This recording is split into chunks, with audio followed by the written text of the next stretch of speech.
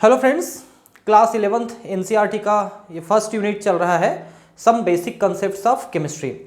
इसके second video में मैंने आपको स्टेट्स ऑफ मैटर पढ़ाया है, जिसमें आपको सॉलिड, लिक्विड और गैस तीन स्टेट होते हैं, ये मैंने बताया है। अब हम इस वीडियो में आगे बढ़ते हुए पढ़ेंगे properties of matter and there measurement. तो देखिए, जो मैटर है उनके प्रॉपर्टी में दो प्रॉपर्टी हम मैंने यहाँ पर पढ़ने वाले हैं। एक है फिजिकल प्रॉपर्टी, दूसरा केमिकल प्रॉपर्टी। फिजिकल प्रॉपर्टी में उसकी लेंथ क्या है, मास क्या है, डेंसिटी क्या है ना, इस टाइप के प्रॉपर्टी पढ़ेंगे। टेम्परेचर क्या है, ये है ना। लेकिन केमिकल प्रॉपर्टी में मेनली हम उनके रिएक्शंस पढ़ेंगे कि मतलब किस टाइप का रिएक्ट करते हैं वो, तो ये उनके केमिकल प्रॉपर्टीज में आते हैं। तो पहला है फिजिकल एंड केमिकल प्रॉपर्टी। जैसा मैंने कहा, ये हम पढ़ने वाले हैं। एवरी सब्सटेंस हैज यूनिक और कैरेक्टरिस्टिक प्रॉपर्टीज, है ना। हर एक सब्सटेंस का, क्योंकि उसके मॉलिक्यूल्स, उसके एटम्स अलग अलग होते हैं, हर प्रकार के अलग प्रकार के जो सब्सटेंस हैं, तो उनकी प्रॉपर्टी भी अलग हो जाएगी। These properties can be classified into two categories, physical properties and physical properties such as colour, odour, melting point, boiling point, density etcetera, and chemical properties like composition, combustibility और reactivity with acid and base. तो देखिए, अब physical में क्या क्या है। Colour है, order मतलब स्मेल, ठीक है, उसका स्मेल होता है ना, कई बार आप सूंघ के देखते हो, है ना। मेल्टिंग पॉइंट, कितने टेम्परेचर में पिघलेगा, जैसे कि बर्फ आप लेते हो तो बर्फ 0 डिग्री पे, 0 से थोड़ा सा ऊपर जाते ही पिघल जाता है, तो हर एक सॉलिड मटेरियल का मेल्टिंग पॉइंट होता है। बॉइलिंग पॉइंट, कोई भी लिक्विड का बॉइलिंग पॉइंट होता है, वो कितने टेम्परेचर पे उबलेगा। जैसे कि नॉर्मल प्रेशर जो रहता है, एटमॉस्फेरिक प्रेशर 760, उसमें अगर हम पानी को उबालेंगे तो 100 डिग्री में उबलेगा, और थोड़ा सा कम प्रेशर में जाएंगे तो कम में उबल जाएगा। डेंसिटी, कितने पैकली उसके अरेंजमेंट है, जो मॉलिक्यूल्स हैं, सॉलिड में विशेषकर, और लिक्विड में हम डेंसिटी निकालते हैं। गैस की भी डेंसिटी होती है, मतलब तीनों की डेंसिटी निकालते हैं, लेकिन सॉलिड की डेंसिटी निकालना सबसे आसान है। केमिकल प्रॉपर्टीज़ में कंपोजिशन है, कौन कौन से उसमें किस टाइप के मॉलिक्यूल्स हैं, किस टाइप के एटम्स हैं, है ना, वो कंपाउंड है कि एलिमेंट है, ये सब हम देखेंगे। कंबुस्टिबिलिटी का मतलब है वो जलता है कि नहीं जलता है, हम उसको जलाना चाहेंगे तो, है ना, बहुत सारी चीज़ें जल जाती हैं। जैसे आप सोडियम को जो है आप खुले में रख देंगे या पानी में डाल देंगे तो जल जाता है वो। Reactivity with acid and base, किसके साथ रिएक्ट करेगा, अगर वो एसिड है तो बेस के साथ रिएक्ट करेगा, बेस है तो एसिड के साथ रिएक्ट करेगा, कोई दूसरा कंपाउंड है तो भी वो रिएक्ट कर सकता है एसिड या बेस के साथ। अब physical properties can be measured और observed without changing the identity और composition of the substance. Physical property को चेक करने के लिए, उसको टेस्ट करने के लिए हमको उसको चेंज करने की जरूरत नहीं है। आप सिंपली उसकी डेंसिटी नाप सकते हो, मेल्टिंग पॉइंट, बॉइलिंग पॉइंट आप नाप सकते हो, तो उसका जो कंपोजिशन है वो आपको चेंज करने की जरूरत नहीं है। लेकिन जब आप केमिकल प्रॉपर्टीज को देखना चाहते हो तो it requires a chemical change to occur, क्योंकि आप उसको जलाओगे तो पता चलेगा ना वो जल रहा है कि नहीं, वो जल जाएगा तब तो खत्म, है ना, उस तरह से। तो या फिर आप एसिड या बेस के साथ रिएक्ट करा दोगे तो रिएक्शन करके कुछ और चीज बन जाएगा, मतलब केमिकल चेंज आ जाएगा उसमें, वो बदल जाएगा, तब आपको केमिकल प्रॉपर्टी समझ में आएगा। Measurement of physical properties does not require occurrence of chemical change, है ना, किसी प्रकार का केमिकल चेंज करने की जरूरत फिजिकल प्रॉपर्टी को नापने के लिए नहीं है। The examples of chemical properties are characteristic reactions of different substances, these include acidity और बेसिडिटी, है ना। तो ये हमने देखा, देखिए, किसी कंपाउंड की एसिडिटी का मतलब है कि वो जो है हाइड्रोजन आयन दे सकता है या हाइड्रोक्सिल आयन ले सकता है, मतलब वो एसिड जैसा काम कर रहा है ना, तो बेस के साथ रिएक्ट करेगा। और बेसिसिटी का मतलब है या तो वो हाइड्रोजन आयन लेगा या हाइड्रोक्सिल आयन देगा, तब वो बेस कहलाएगा। तो सबसे पहला जो बेसिक थ्योरी है आर्नियस की थ्योरी, हाइड्रोजन आयन देना, हाइड्रोक्सिल आयन देना, इस टाइप की थ्योरी को हम सबसे पहले यहां पर समझते हैं, ठीक है। तो जो एसिड है उसकी एसिडिटी क्या है, देखिए, अब एसिड की एसिडिटी और बेस की बेसिडिटी दोनों में अंतर आप समझ लीजिए एक बार के लिए, ठीक है। एसिड जो है हाइड्रोजन आयन देता है और हाइड्रोक्सिल आयन लेता है, तो कितना हाइड्रोक्सिल आयन लेगा ये उसकी एसिडिटी है। अब बेस की बेसिडिटी क्या है, बेस हाइड्रोक्साइल आयन देता है और हाइड्रोजन आयन लेता है, तो कितने हाइड्रोजन आयन लेगा ये उसकी बेसिडिटी है। आप हमेशा ध्यान रखिए कि ये डेफिनेशन थोड़ा सा उल्टा हो जाता है, तो कितना लेता है और कितना देता है उसके आधार पे हम ये डेफिनेशन देते हैं। कंबस्टिबिलिटी का मतलब वो जलेगा, तो जलेगा तो निश्चित है कि जो है वो मतलब एक प्रकार से ऑक्सीडाइज हो जाएगा तब वो जल पाएगा। तो अगर वो ऑक्सीडाइज हो सकता है तब तो जलेगा, नहीं तो नहीं जलेगा, है ना। Chemists describe, interpret and predict the behaviour of substances on the basis of knowledge of their physical and chemical properties. ठीक है, तो किसी भी केमिकल का जो बिहेवियर है ना, उसकी प्रॉपर्टी है ना, उनके बारे में अंदाज लगाया जाता है, उनको उनकी व्याख्या की जाती है, उनको एक्सप्लेन किया जाता है। तो सिर्फ दो प्रकार से किया जाता है, एक उसकी फिजिकल प्रॉपर्टी, दूसरी उसकी chemical property, which are determined by careful measurement and experimentations. तो आप इन दोनों को आप तब डिसाइड कर सकते हो कि फिजिकल प्रॉपर्टी या केमिकल प्रॉपर्टी कैसा है, जब आप उसकी केयरफुली ऑब्जर्वेशन करेंगे, केयरफुली एक्सपेरिमेंट करेंगे और मेजरमेंट करेंगे। जैसे आपको मान लो लंबाई नापना है तो एग्जैक्ट लंबाई तब आएगा ना जब बहुत केयरफुली आप नापेंगे, और जो मेजरमेंट इंस्ट्रूमेंट है आपका वो भी ज़्यादा एफिशिएंट होना चाहिए। सिंपल वाला टेप लेके आप नाप देंगे तो अंदाज तो आपको निकल जाएगा कि 5 सेंटीमीटर है, लेकिन एग्जैक्ट नाप नहीं आएगा। उसके लिए वर्नियर कैलिपर्स है, स्क्रू गेज है, इनको आपको इस्तेमाल करना पड़ेगा, तब आपको एग्जैक्टली जो है वहाँ पर मिल पाएगा कितना लंबाई है। तो इस तरह से हम बोल रहे हैं कि केयरफुली मेजरमेंट और एक्सपेरिमेंटेशन। अगर आप केमिकल प्रॉपर्टीज देख रहे हैं तो एक्सपेरिमेंट में क्या रिजल्ट आ रहा है ये आपको केयरफुली वहां पर ऑब्जर्व करना पड़ेगा। In the following section we will learn about the measurement of the physical properties.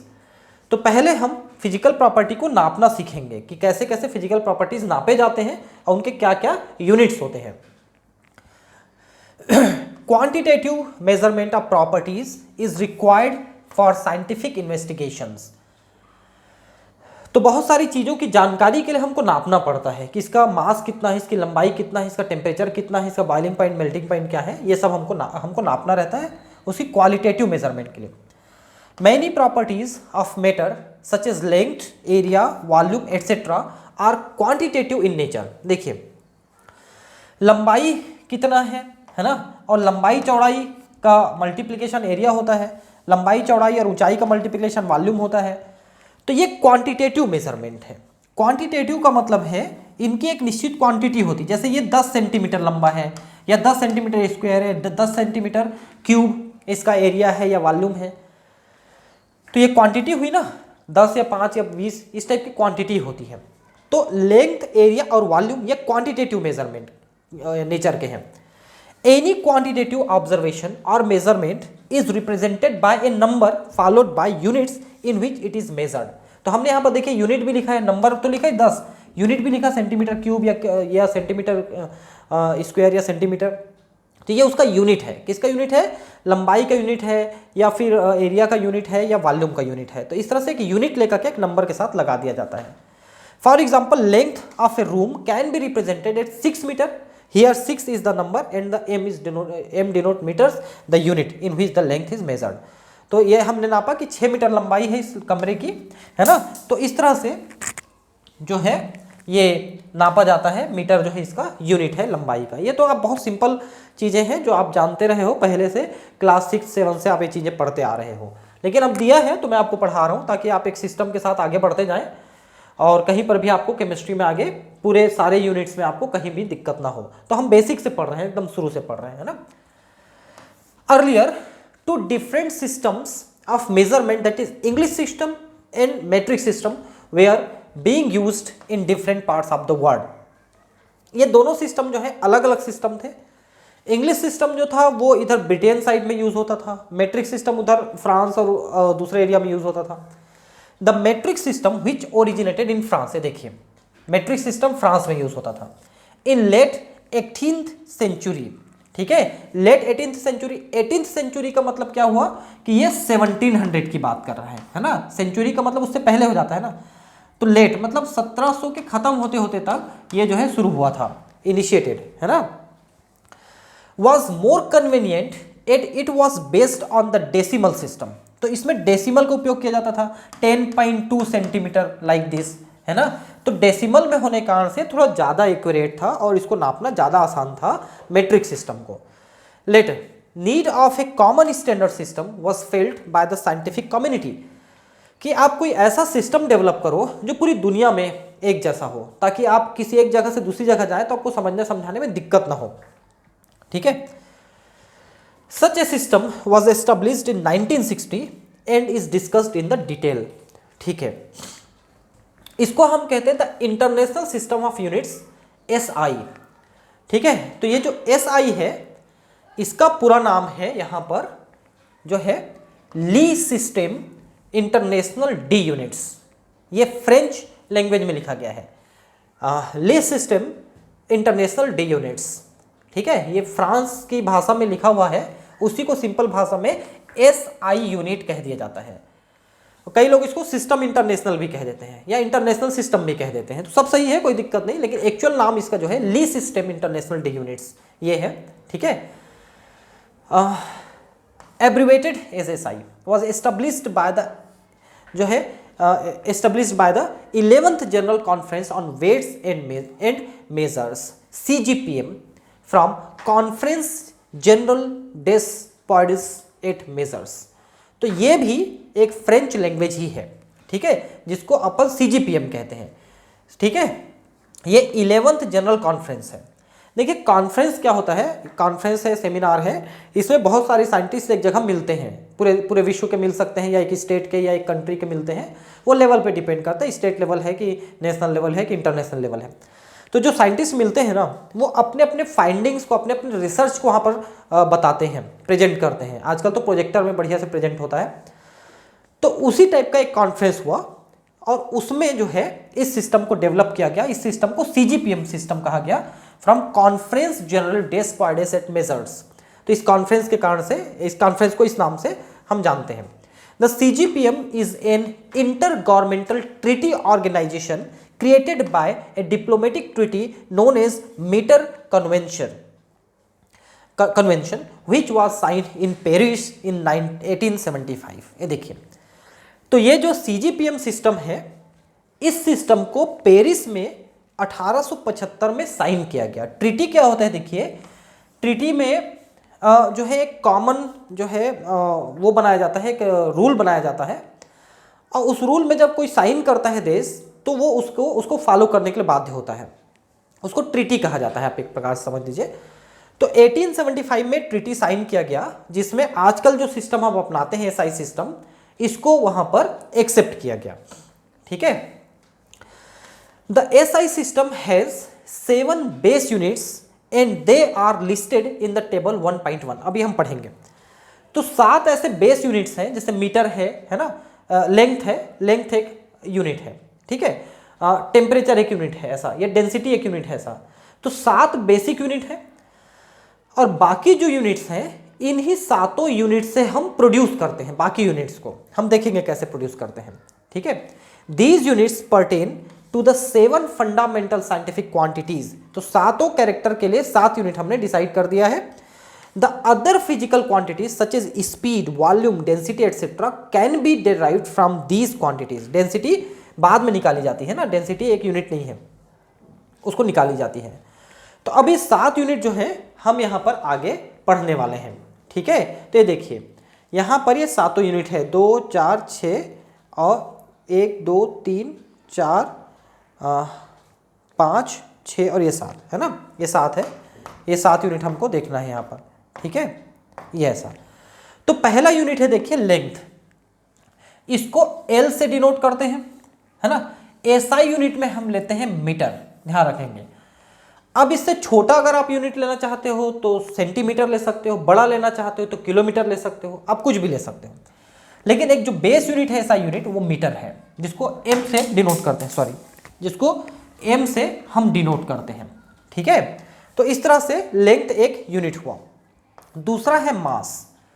मास को हम स्मॉल m, सभी स्मॉल से डिनोट करते हैं ना, ध्यान रखेंगे। केवल एक ये जो है टेम्परेचर को केल्विन वाला कैपिटल T से। तो मास है m, इसके लिए हम लेते हैं किलोग्राम। ये देखिए केजी, आप छोटा लेना चाहें तो ग्राम ले सकते हैं। देखिए पहले जो सिस्टम अपनाया जाता था उसको CGS और MKS सिस्टम मानते थे। CGS सेंटीमीटर ग्राम सेकंड और MKS मीटर किलोग्राम और सेकंड, ऐसा लेते थे।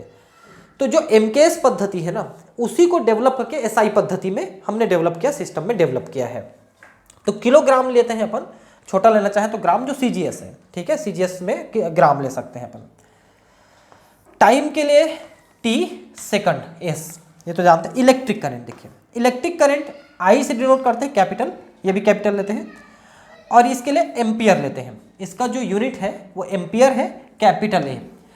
तो देखिए एम्पियर जो है ये करंट का कितना वोल्ट है ना, उसके अकॉर्डिंग इसका मापन किया जाता है। तो इसके बारे में भी हम आगे पढ़ेंगे कि कैसे हम करंट को नापते हैं। नेक्स्ट है थर्मोडायनामिक टेम्परेचर, ठीक है। तो मेन ये टेम्परेचर जो शब्द है ये इसमें इस्तेमाल करेंगे अपन, कैपिटल टी, जो केल्विन में नापा जाता है। देखिए ध्यान रखेंगे सेंटीग्रेड जो है वो एसआई यूनिट नहीं है, सेंटीग्रेड सीजीएस यूनिट है। यहाँ पर जो है केल्विन एसआई यूनिट है, जिसको के से डिनोट करते हैं अपन, ठीक है। जैसे कि 0 डिग्री सेल्सियस आप कहते हैं तो वहाँ पर 273 केल्विन हो जाता है, पता है ना आपको, 0 डिग्री सेल्सियस के बराबर 273 होता है, और 100 डिग्री सेल्सियस कहेंगे तो 373 हो जाता है। मतलब जितना सेंटीग्रेड है उसमें 273 जोड़ दीजिए तो केल्विन हो जाएगा। सिंपल सा टेम्परेचर वो है, कैलकुलेशन है। तो टेम्परेचर को हम कैपिटल टी से दिखाते हैं, केल्विन से। अमाउंट ऑफ सब्सटेंस, ठीक है, इसको हम मोल से दिखाते हैं, मोल। और मोल में हम स्मॉल एन को लेते हैं, number of mole is small, और इसको मोल ही लिखते हैं, MOL। ये MOL ये मोल है, ठीक है, मतलब यूनिट में मोल है ना। और लुमिनस इंटेंसिटी, अब इसको आप समझिए क्या चीज़ है लुमिनस इंटेंसिटी। ये जो है, जो कोई लाइट सोर्स है वो कितना जोर से लाइट दे रहा है। जैसे आप कहते हो कि बल्ब फुल जल रहा है, बल्ब डीम जल रहा है, या ट्यूबलाइट थोड़ा धीमे जल रहा है, डीम जल रहा है, ऐसा नहीं बोलते, थोड़ा धीमे हो जाता है ना ट्यूबलाइट भी, ज़्यादा धीमे होने से बंद हो जाता है। आजकल तो खैर ये आ गया है इलेक्ट्रॉनिक वाला, LED वाला, तो बंद नहीं होता। नहीं तो पहले वाला जो हमारा था चौक वाला वो बंद हो जाता था थोड़े से कम में। तो ये जो कैंडेला में नापते हैं अपन इसको, ये जो इंटेंसिटी है वो लाइट की तीव्रता है, तेज, कितना तेज जलेगा उतना तेज वो इंटेंसिटी मानी जाएगी। तो इसको ल्यूमिनस में नापा जाता है, ठीक है। और जैसे कि आप लोग ये प्रोजेक्टर वगैरह आता है तो शायद सुने होंगे कि इतने ल्यूमेंस का है, मतलब 3000 ल्यूमेन का है कि 3500 ल्यूमेन का है, क्योंकि प्रोजेक्टर जितने ज़्यादा ल्यूमेन का रहेगा ना उतना तेज लाइट मारता है और उतने ज़्यादा प्रकाश वाले रूम में भी दिखता है। जैसे कम ल्यूमिनस वाले प्रोजेक्टर को आप चलाएंगे ना तो वो अंधेरे में चलाना पड़ेगा आपको कमरे में, लेकिन ज़्यादा ल्यूमिनस वाले प्रोजेक्टर को चलाएंगे तो लाइट रहेगी कमरे में तो भी दिखेगी। जैसे ये बोर्ड है, देखिए इतनी सारी लाइटें जल रही हैं लेकिन ये बोर्ड आपको दिख रहा है ठीक से, है ना, क्योंकि इसकी ल्यूमिनस ज़्यादा है ना। वैसे ही मेरे पास प्रोजेक्टर भी है, अब तो खैर बंद कर दिया मैंने उसका यूज़, जब से बोर्ड लिया मैंने, तो उसका भी ल्यूमिनस ज़्यादा था वो, ठीक है, और वो भी आराम से लाइट में दिखती थी उस प्रोजेक्टर से, ठीक है। तो ये 7 ऐसे यूनिट हैं जिनको हम बेस यूनिट मान सकते हैं, और इनमें से फिर बाकी को निकालते हैं। जैसे कि मान लो आप एरिया निकालना चाहते हो या वॉल्यूम निकालना चाहते हो, तो लेंथ इंटू लेंथ आप करोगे तो एरिया, और ट्रिपल कर दोगे तो वॉल्यूम निकल जाता है ना। वैसी डेंसिटी है तो मास डिवाइडेड बाय वॉल्यूम आप करोगे तो वो डेंसिटी निकल जाता है।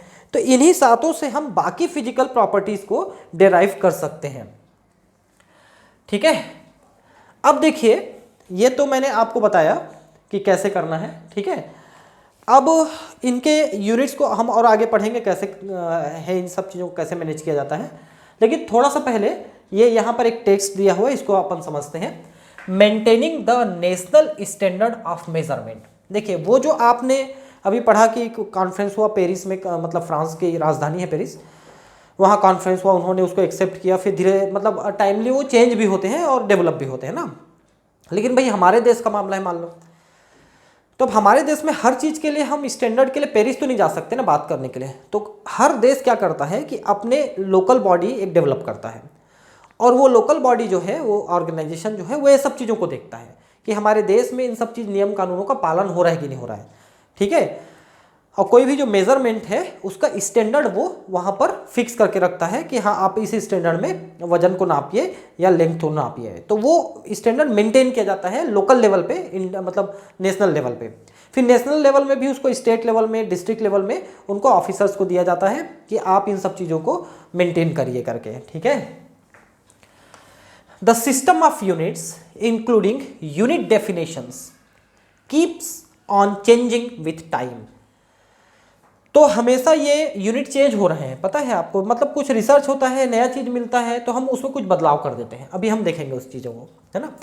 Whenever the accuracy of measurement of a particular unit was enhanced substantially by adopting new principles, member nations of meter treaty signed in 1875 agreed to change the formal definition of that unit. तो जब हम किसी unit को मापने का तरीका बदलते हैं, उसमें एक्यूरेसी लाते हैं, मतलब ज़्यादा सटीक नापने की हम कोई नई विधि खोजते हैं, तो हम उसके डेफिनेशन को बदल देते हैं। ठीक है, जैसे सेकंड का डेफिनेशन अभी हम पढ़ेंगे, नया डेफिनेशन। पुराने डेफिनेशन में भी हम पढ़ते थे कि प्रकाश जो है 1 सेकंड में 3 लाख किलोमीटर चलता है, तो वो 3 लाख किलोमीटर मतलब 1/3 लाख किलोमीटर वो 1 सेकंड के बराबर हुआ, ऐसा हम उसको नाप लेते थे। लेकिन अब जो है वो सीजियम एटम जो है उनके जो फ्रीक्वेंसी है उस पर हम नापते हैं, तो हम देखेंगे अभी उसको, आपको मैं समझाने की कोशिश करूँगा क्या चीज़ है। मैं ये बता रहा था आपको कि टाइमली ये चीज़ें चेंज होती हैं, डेफिनेशन चेंज होती है, एक्यूरेसी एनहेंस्ड होती है, एक्यूरेसी ज़्यादा सटीक होते चली जाती है नापने की विधि, तो हम इनको चेंज करते रहते हैं। Each modern industrialised country including India has a national metrology institute which maintains standards of measurement. तो मैंने बताया ना कि हर देश के पास अपना एक इंस्टीट्यूट, अपनी एक कमिटी होती है। भारत में मेट्रोलॉजी इंस्टीट्यूट है, ठीक है, एनएम मेट्रोलॉजी इंस्टीट्यूट, ठीक है, एनएमआई। ये जो है इस स्टैंडर्ड को, मेजरमेंट को फिक्स रखता है, उसको मेंटेन करता है। This responsibility has been given to the national physical laboratory NPL New Delhi. तो हमारे देश में जो नेशनल फिजिकल लेबोरेटरी है दिल्ली में, उसको ये सौंपा गया है जिम्मेदारी। अब मैं भी ये लेबोरेटरी नहीं देखा हूँ। This laboratory establishes measurement to realize the base units and derived units of measurement and maintains national standards of measurement। तो ये जो है नेशनल लेवल पे मेजरमेंट स्टैंडर्ड को ये मेंटेन करता है, आप ये कह सकते हैं। ठीक है, आप इसमें और कुछ समझाने वाली बात तो नहीं है। These standards are periodically intercompared with standard maintain at other national metrological institutes in the world. तो वो जो पेरिस में किया गया था उस टाइप के जगहों से जाकर के इसको मैच किया जाता है कि हमारा सिस्टम सही चल रहा है कि नहीं चल रहा है। As well as those established at the international bureau of standards in Paris. ये देखिए, है ना, पेरिस में मेंटेन किया जाता है, उसके साथ हम लोग मैच करते रहते हैं कि हमारा सिस्टम ठीक है कि नहीं है। ठीक है, तो ये यूनिट मैंने आपको बता दिया। The definitions of the SI base units are given in table 1.2। ये इस टेबल में 3-4 पेज में मैं टेबल बना के रखा हूँ, तो इस टेबल में हम समझने की कोशिश करेंगे कि किसका क्या डेफिनेशन है, और मैं समझाने की आपको कोशिश करूँगा। The SI system allows the use of prefixes to indicate the multiples और सब मल्टीपल्स ऑफ यूनिट्स। इनको भी हम समझेंगे। These prefixes are listed in table 1.3, इसके बाद वाले टेबल में। मतलब उसमें नैनोमीटर, आंगस्ट्रॉम ऐसा नहीं पढ़ते, माइक्रोमीटर, वो सब की बात कर रहे हैं कि उसको हम कैसे यूज करते हैं। Let us now quickly go through some of the quantities which you will often using this book. अब देखिए क्या क्या है। यूनिट ऑफ लेंथ, ठीक है, इसको नापा जाता है मीटर में। ठीक है, अब देखिए जो पहले का डेफिनेशन था, एक रॉड है, प्लेटिनम इरिडियम की बनी हुई एक रॉड है। ठीक है, उस रॉड में ऐसे 2 मार्क है, इन दोनों के बीच का डिस्टेंस 1 मीटर नापी जाती है, वो जो पेरिस में रखी हुई है। ठीक है, लेकिन अब ये डेफिनेशन थोड़ी बदल गई है। इस डेफिनेशन को समझिए। ठीक है, the metre is the length of the path travelled by the light in vacuum during a time interval of 1/299 792 458 of the second. देखिए अब इसको समझिए। लाइट जो है 1 सेकंड में करीब 3 लाख किलोमीटर चलती है। ठीक है, किलोमीटर मतलब इतने मीटर, ये करीब 3 लाख किलोमीटर के बराबर है, इतनी चलती है। ठीक है, अगर आप इसको निकालेंगे तो 3 लाख आएगा, करीब करीब 299 792 458 के बराबर, लगभग बराबर 3 लाख है। तो लाइट 1 सेकंड में 3 लाख किलोमीटर चलती है। तो 1 सेकंड कितना हुआ, तो इसको हम 1 को डिवाइड कर देंगे इतने से, तो ये हुआ the metre is the length of path travel by light in vacuum in 1 second, इतने सेकंड में। ठीक है, समझ पाए इस बात को। लाइट 1 सेकंड में 3 लाख किलोमीटर चलती है, तो 1/3 लाख कर देंगे तो ये 1 मीटर की जो है डेफिनेशन आ जाएगी। ये है सिंपल सा, ठीक। 299, 792, 458, ये जरा फिगर आप याद कर लीजिए, क्योंकि आपको अगर देगा एनसीईआरटी से क्वेश्चन, देखिए पिछले साल जो है 2019 का जो नीट था, केमिस्ट्री में भी, बायोलॉजी मैंने आपको पूरा पढ़ा दिया। बायोलॉजी के अगर स्टूडेंट हैं तो आपने मेरा चैनल देखा होगा। बायोलॉजी में तो पूरा एनसीईआरटी से पूछा ही था, लेकिन केमिस्ट्री में भी लगभग पूरे एनसीईआरटी से ही पूछा था। इसलिए एनसीईआरटी तो आपको पूरा करना ही है, जो मैं करा रहा हूँ आपको, तो ठीक से समझ के उसको करना है। तो ये आपको याद रखना है 1/399, 799, 458, ठीक है। 299, 792, 458, ये फिगर आपको याद करना है, क्योंकि मिलता जुलता 4 फिगर दे देगा आपको तो छांटना मुश्किल हो जाएगा, ठीक है, ऐसा है। अब देखिए यूनिट ऑफ मास, तो 1 किलोग्राम है। The kilogram is the unit of mass, it is equal to the mass of the international prototype of the kilogram. तो वहां पर एक वही प्लेटियम इरिडियम की जो छड़ है उसका जो वजन है वो 1 किलोग्राम है, ठीक है। तो उसी को स्टैंडर्ड माना गया है कि उसका जो वजन है उसको 1 किलोग्राम के बराबर मापन जाएगा। आप दुकानों में कई बार देखे होंगे, पुराने सिस्टम में ऐसे बाट रखा रहता था, उसको ऐसे तराजू में रख के तौलते थे, अगर आप देखे हो तो। अब तो खैर इलेक्ट्रॉनिक सिस्टम आ गया है, नहीं तो हमारे समय में तो बाट से ही तौलते थे, तो वो उसके बराबर होता था, इतना बड़ा होता था लोहे का, वो 1 किलोग्राम के बराबर होता था। तो एक्चुअली प्लेटिनम इरिडियम की एक रॉड है, उसका वजन है, उसी का डिस्टेंस 1 मीटर मापा जाता था, उसका वजन 1 किलोग्राम, ठीक है ना। ये अब second, unit of time second, अब इसको आप समझ पाएंगे कि नहीं पता नहीं, मैं आपको समझाने की कोशिश कर रहा हूं, ठीक है। क्या लिखा है पहले समझिए। The second is the duration of 91926317770 periods of the radium corresponding to the transition between the 2 hyperfine levels of ground state of the cesium-133 atom। क्या लिखा, समझ में आया? नहीं आया? वेरी गुड, मैं बता रहा हूं, समझाने की कोशिश कर रहा हूं, पता नहीं समझ पाएंगे कि नहीं आप। देखिए सीजियम-133 जो है एक रेडियो एक्टिव एलिमेंट है, ठीक। हाइपरफाइन का मतलब होता है चेंज इन एनर्जी लेवल, ठीक। एनर्जी लेवल चेंज होता है, कितना चेंज होता है? तो 1 सेकंड में इतने बार चेंज होता है, समझे आप बात को। सीजियम-133 का एक एटम है, उसका हाइपरफाइन, हाइपरफाइन का मतलब एनर्जी लेवल में चेंज आना, फ्रीक्वेंसी, एनर्जी लेवल चेंज की फ्रीक्वेंसी, वो फ्रीक्वेंसी है इतना 9192631770, है ना, 9192631770, इतने बार चेंज होता है उसका एनर्जी लेवल, ठीक है। तो इतने बार चेंज जितने समय में होगा वो 1 सेकंड है, या 1 सेकंड में इतने बार चेंज होता है, या इतने बार चेंज जितने में होता है वो 1 सेकंड है। ऐसा आप इसको समझिए, मेरे हिसाब से अब आपको थोड़ा सा समझ पा रहे होंगे शायद, मैं जो कोशिश की आपको समझाने की। इलेक्ट्रिक करंट की यूनिट क्या है? इलेक्ट्रिक करंट की यूनिट है एम्पियर। देखिए अब इसका आप डेफिनेशन समझिए, पहले मैं आपको बता देता हूं, पहले पढ़ देता हूं। The ampere is that constant current which if maintained in 2 straight parallel conductors of infinite length of negligible circular cross section and placed 1 meter apart in vacuum would produce between these conductors a force equal to 2 × 10⁻⁷ newtons per meter of length। देखिए अभी क्या लिखा, इसको भी शायद नहीं समझ पाए होंगे, मैं बता रहा हूं।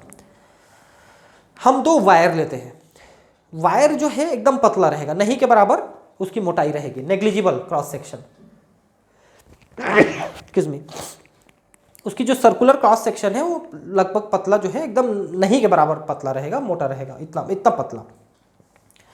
इसको हम ऐसे रख देते हैं 1 मीटर की दूरी में, ठीक है। इन दोनों के बीच का डिस्टेंस 1 मीटर है, ठीक।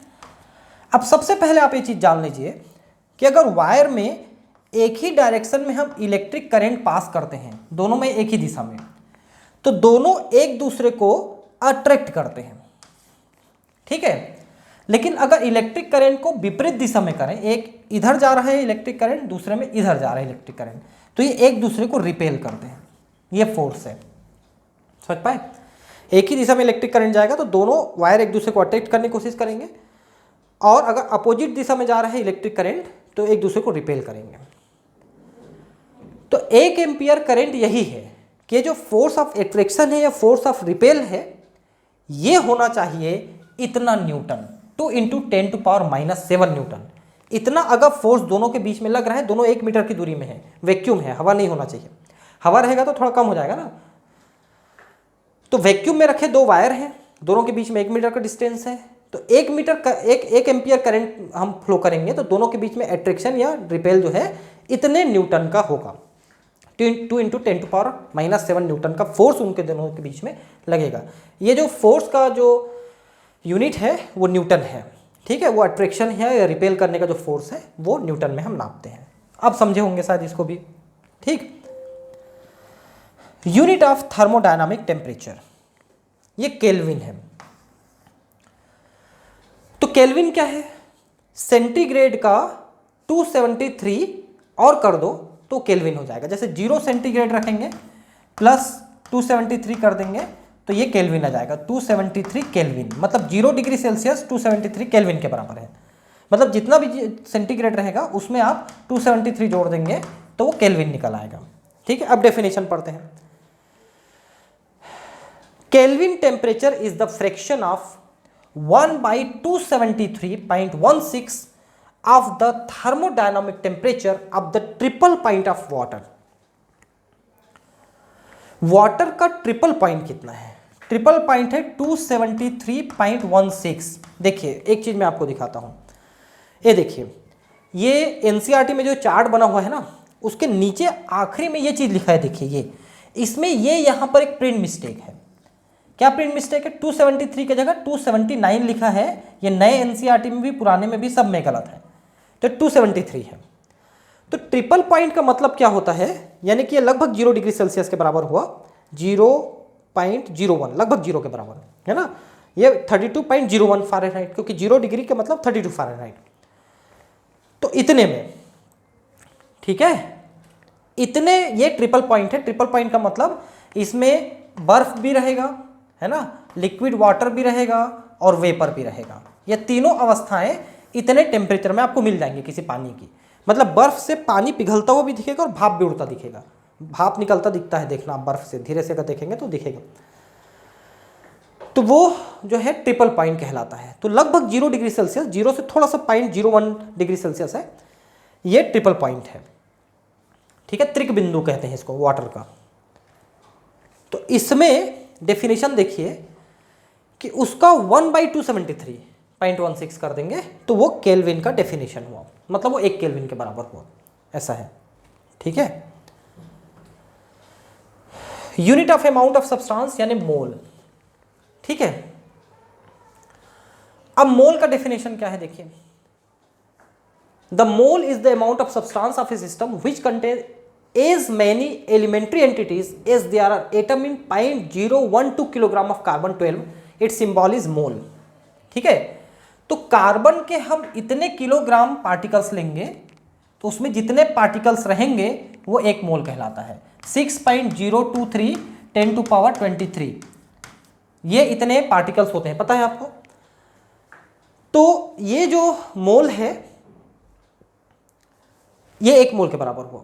तो कार्बन में अगर इतने पार्टिकल रखते हो तो उसका वजन इतना आएगा। इसलिए कार्बन का एटॉमिक मास 12 लिखते हैं ना अपन, इसलिए ऐसा दिया है। तो कार्बन को स्टैंडर्ड लेते हैं और उसके इतने ग्राम में उतने पार्टिकल्स रहेंगे, ये मैंने आपको बताया। When the mole is used the elementary entity must be specified and these may be atom, molecule, ions, electrons, other particles और specific group of such particles. तो देखिए कोई सब्सटेंस बना हुआ है तो उसके 1 मोल मॉलिक्यूल्स हो सकते हैं। 1 मोल में 6.023 10⁻23 ना, इतने नंबर्स हैं। जैसे आप कहते हैं 1 दर्जन, तो 1 दर्जन मतलब 12 हुआ, है ना। वैसे 1 मोल कहोगे तो इतना होता है, यह निश्चित संख्या है। तो तो किसी भी सब्सटेंस के मॉलिक्यूल को ले लो या एटम को ले लो या आयन को ले लो, अगर आप 1 मोल कहोगे तो इतनी संख्या में उसके अंदर रहेंगे। ठीक है, तो कार्बन में जब कार्बन पार्टिकल्स को इतने संख्या में गिन के ले लेते हो और तौलते हो तो वो इतने किलोग्राम निकलता है। तो अगर आप इस किलोग्राम को ग्राम में कन्वर्ट करो तो आप इसमें 1000 से तो 1 2 3 यानी 12 ग्राम होता है। समझ पा रहे हैं आप बात को? कार्बन पार्टिकल को गिन लीजिए, इतने पार्टिकल निकाल के रखिए, अब उसको तौलिए तो 12 ग्राम होगा। ठीक है, अब इसको दूसरे तरीके से समझिए। अब बहुत सारे एलिमेंट्स के एटॉमिक मास लिखते हो, जैसे आप लिखते हो नाइट्रोजन का एटॉमिक मास 14 है। समझे बात को? तो 1 मोल नाइट्रोजन जिसमें इतने पार्टिकल्स रहेंगे उसको तौलोगे तो 14 ग्राम होगा, ऐसा है। ऑक्सीजन का 16 ग्राम होगा, ऐसा है। पार्टिकल इतने रहेंगे, 1 मोल कहने से इतने पार्टिकल, जैसे 1 दर्जन में 12, 1 सैकड़ा में 100, है ना, ऐसा 1000 या वैसा मोल, ये संख्या फिक्स है। तौलोगे तो अलग अलग सब्सटेंस का अलग अलग वजन निकलेगा। Unit of luminous intensity candela. तो कैंडेला या लुमिनस का मतलब मैंने बताया था कि कितना तेज जल रहा है, कितना तेजी से लाइट दे रहा है। तेज प्रकाश है कि धीमा प्रकाश है, ऐसा डीम है कि तेज है, ऐसा। The candela is the luminous intensity in a given direction of a source that emits monochromatic radiation of frequency 540 10 to power 12 hertz and that has a radiant intensity in that direction of 1/683 watt per steradian. देखिए steradian ये angle नापा जाता है ना, globe में angle steradian. ठीक है, ऐसे एंगल को स्टेरेडियन से नापते हैं। अगर आप मैथ्स पढ़े हो थोड़ा बहुत तो समझते होंगे इसको। तो डायरेक्शन क्या है? जिस डायरेक्शन में लाइट जा रही है उस डायरेक्शन में लाइट की जो फ्रीक्वेंसी है इतनी होनी चाहिए। ठीक है, और उसमें 1/683 वॉट पर स्टेरेडियन का पावर होना चाहिए। मान लो 1 स्टेरेडियन, 2 स्टेरेडियन, 3 स्टेरेडियन, तो हर एक स्टेरेडियन में आपको 1/683 का आपको यहाँ पर वाट, ये वाट है, 1/683 वाट का यहाँ पर पावर होना चाहिए, ये है।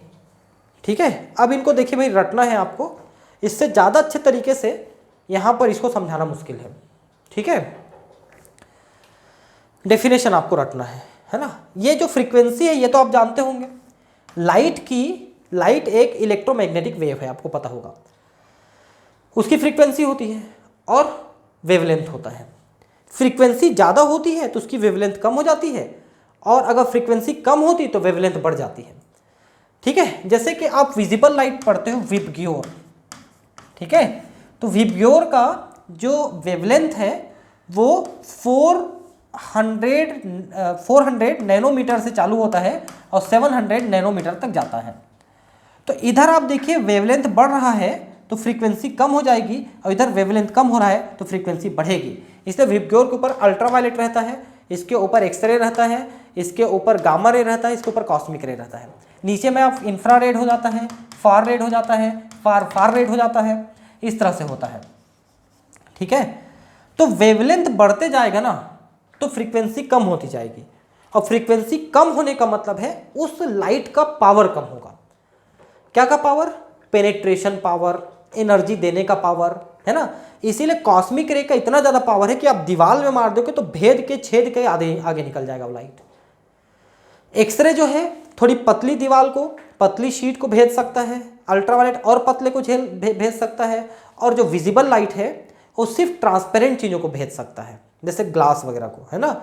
उसके बाद आप आगे और इंफ्रारेड में जाएंगे तो ग्लास को भी नहीं पार कर पाता वो, है ना।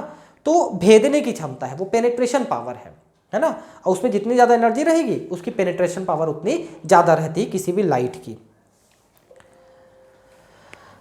और जैसा मैंने कहा कि ट्रिपल पॉइंट जो है वाटर का 0.01 डिग्री सेल्सियस, 273.16, ये प्रिंट मिस्टेक मैंने बताया, तो 273.16 है, और 32.01 फ़ारेनहाइट में। तो ये सब ट्रिपल पॉइंट है जिसमें वो वाटर, आइस और वेपर तीनों फॉर्म में मिल जाएगा। 0 डिग्री के आसपास की बात है ये। ठीक है, अब prefixes used in the SI system, क्योंकि आप हमेशा बड़े यूनिट को यूज़ नहीं करते हो, कुछ और छोटे या और बड़े यूनिट को भी आप यूज़ करते हो। तो उनको हम यहाँ पर देखते हैं। ठीक है, तो देखिए यहाँ पर है जैसे छोटे से बड़े यूनिट की तरफ जा रहा है ना, आप ध्यान रखेंगे इसको। तो पहला है 10 टू पावर -24, मतलब एक को 10 टू पावर 24 से डिवाइड कर दोगे तो इतना आएगा, इतना छोटा करना पड़ेगा आपको। तो इसे हम कहते हैं योक्टो, स्मॉल वाई योक्टो। और 21 से डिवाइड करोगे तो जेप्टो, माइनस का मतलब है डिवाइडेड, ठीक है, इतना डिवाइडेड हुआ जेप्टो जेड। -18 एटो ए, -15 फेमटो। अब देखिए ये फेमटो जो है थोड़ा बहुत यूज होता है, बहुत कम, लेकिन ये लोग तो लगभग नहीं यूज होते। ठीक है, इनको हम कहीं नहीं पढ़ेंगे आगे, सिर्फ यहाँ पर यूनिट के तौर पे पढ़ लीजिए। इसको भी लगभग नहीं पढ़ेंगे अपन, थोड़ा बहुत कभी कभार सुनने में मिलता है फेमटो -15। ठीक है, अब आता है पिको -12। जैसे आप पिकोमीटर पढ़ते हो, पिकोमीटर का मतलब क्या हुआ, 1 मीटर को आप 10 टू पावर 12 से आप डिवाइड करोगे तो इतना आएगा आपको पिकोमीटर। तो पिकोमीटर थोड़ा सा यूज होता है, ये भी ज्यादा यूज नहीं होता।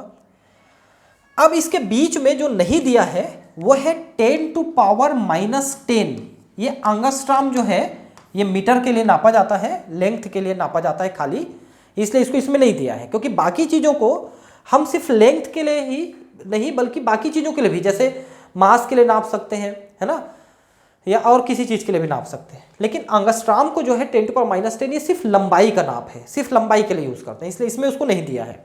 ठीक है, लेकिन आप ध्यान रखेंगे कि 10 टू पावर -10 एंगस्ट्रॉम है। ठीक है, मतलब 1 मीटर को 10 टू पावर 10 से डिवाइड करोगे तो 1 एंगस्ट्रॉम आएगा, इतना छोटा यूनिट है। Nano 10 to power -9, micro 10 to power -6 और मिली 10 टू पावर -3, ये तीनों, और ये एंगस्ट्रॉम उसमें -10 वाला एंगस्ट्रॉम, ये लंबाई में।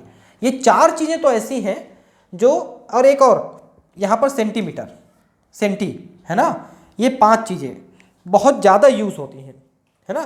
कहीं कहीं पर आपको डेसी यूज़ होगा, जैसे डेसीमीटर, डेसीलीटर, ऐसा। अब 10 से मल्टीप्लाई करोगे तो डेका।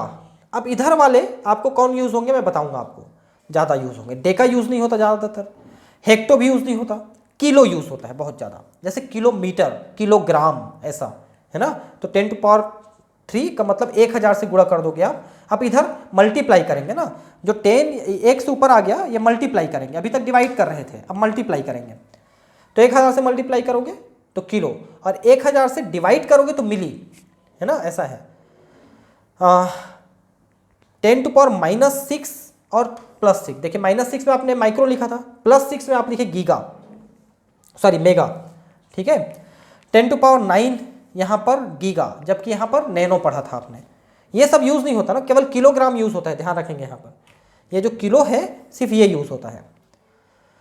10 टू पावर -9 गीगा, 12 जो है टेरा, 15 पेटा, 6 ये जो है 18 ये एक्सा, 21 जेटा, 24 योटा। ठीक है, ये योक्टो था, ये योटा है। तो थोड़ा थोड़ा अंतर है नाम में, जो मेन है वो मैंने आपको बताया कौन कौन यूज़ होते हैं हमारे इस सिस्टम में। ठीक है, इतना ही पढ़ते हैं अभी के लेक्चर में, फिर बाकी चीज़ें हम नेक्स्ट क्लास में पढ़ते हैं। मास एंड वेट, हम इसको कैसे नापेंगे, ये है ना, वॉल्यूम है कैसे नापेंगे, ये सब चीज़ें हम नेक्स्ट क्लास में पढ़ते हैं। ठीक है फ्रेंड्स, मुझे उम्मीद है कि आपको एनसीईआरटी केमिस्ट्री का इस तरह से पढ़ना पसंद आ रहा होगा। थोड़ा बहुत कई जगह राइटिंग थोड़ी छोटी हो गई थी तो पढ़ने में मुझे दिक्कत हो रही थी बोर्ड में, कोई बात नहीं है, हम आगे इसको स्लाइड को थोड़ा बेहतर बनाएंगे और आपको दिक्कत नहीं होगा आगे पढ़ने के लिए। ठीक है, और अगर आपको ये पसंद आ रहे हो वीडियो इस तरह से तो कृपया मेरा चैनल सब्सक्राइब कर लें और बेल आइकॉन प्रेस कर दें, क्योंकि डेली मैं 1 वीडियो 2 वीडियो इसमें लाने की कोशिश करूँगा। हिंदी मीडियम में भी हमारा अलग चल रहा है, अगर आप हिंदी के स्टूडेंट हैं तो आप उस हिंदी मीडियम में देख लीजिए, कोई दिक्कत नहीं। इंग्लिश मीडियम के तो इंग्लिश में लिखा हुआ आपको मिल रहा है, इसको भी आप हिंदी वाले भी पढ़ सकते हैं, कोई दिक्कत नहीं है। तो मिलते हैं फिर अगले क्लास में, है ना। Thank you, bye.